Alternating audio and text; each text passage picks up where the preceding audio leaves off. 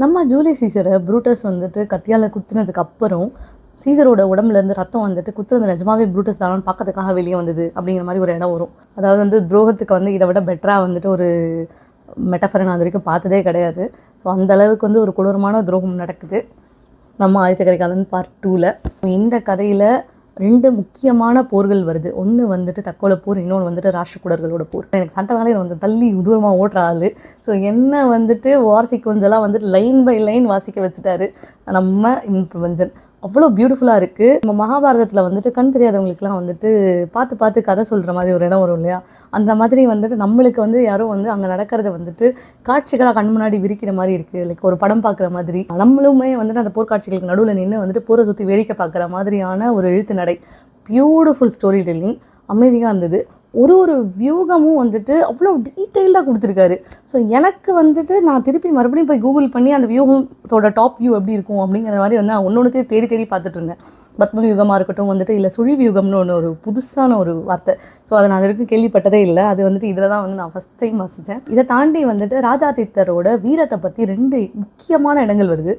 ஒன்று வந்து ராஜாதித்தர் வந்து குத்துறதுக்கு முன்னாடியே, அதாவது வந்து கத்தி இறங்கிறதுக்கு முன்னாடியே அந்த ஆப்போசிட்டில் இருக்க ஆள் வந்து பயத்தில் இறந்துட்டாரு அப்படின்னு எழுதியிருக்காரு. இதை தாண்டி வந்து இன்னொரு பயங்கரமான இடம் அவரோட வீரத்துக்கு என்னன்னு சொல்லணும்னா, ராஜாதித்தருக்கு ஆப்போசிட்டில் வந்துட்டு பூதகன் அப்படின்னு சொல்லிட்டு ஒருத்தர் இருப்பான்.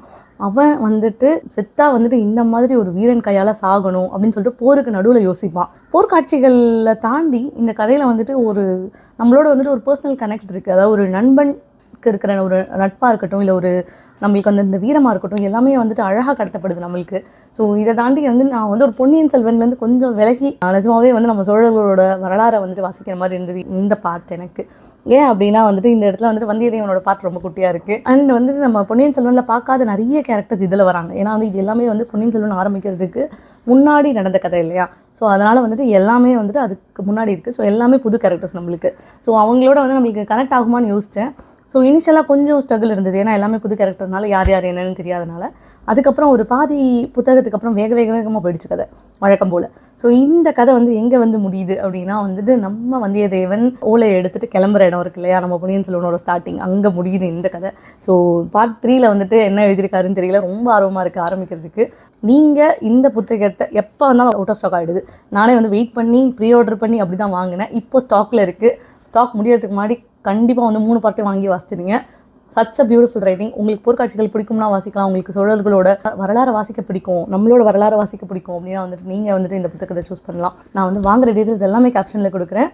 Don't miss this. தேங்க்யூ.